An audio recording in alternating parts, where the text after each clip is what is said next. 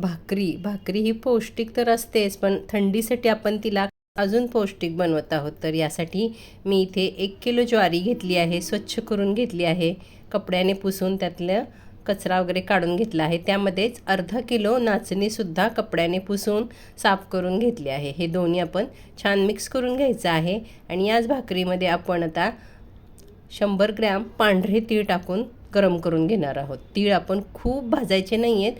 कढई गरम झाली की त्यामध्ये टाकायचे आणि पटापट हलवून ते फक्त गरम करून घ्यायचे आहेत. तडतड उडले नाही पाहिजेत ते, फक्त आपल्याला ते गरम करून घ्यायचे आहेत. तीळ काढून घेतले मी आणि 100 ग्रॅम जवस, याला कोणी आळशीसुद्धा म्हणतं, ते सुद्धा मी कढईत टाकून छान गरम करून घेतले आहेत. दोन्हीसुद्धा तडतड उडणारे पदार्थ आहेत, त्यामुळे तडतड उडेपर्यंत आपल्याला भाजायचे नाही, फक्त गरम करायचे आहेत ते.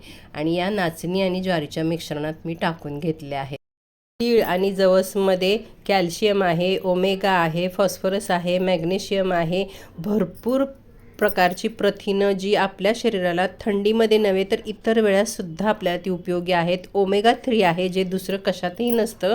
तर अशी पौष्टिक आपण भाकरी करणार आहोत. त्यामुळे हे 4 जिन्नस मी एकत्र करून घेतले आहेत आणि आपण ते गिरणीतून दळून आणायची आणि त्याची भाकरी बनवायची. ही भाकरी कोणत्याही भाजीसोबत तुम्ही थंडीमध्ये आवर्जून खा. रोज एक भाकरी खाल्ली तर थंडीमध्ये तुम्हाला खूप प्रमाणात प्रथिनं, प्रोटीन्स मिळतील. करून पहा. आवडल्यास लाईक करा.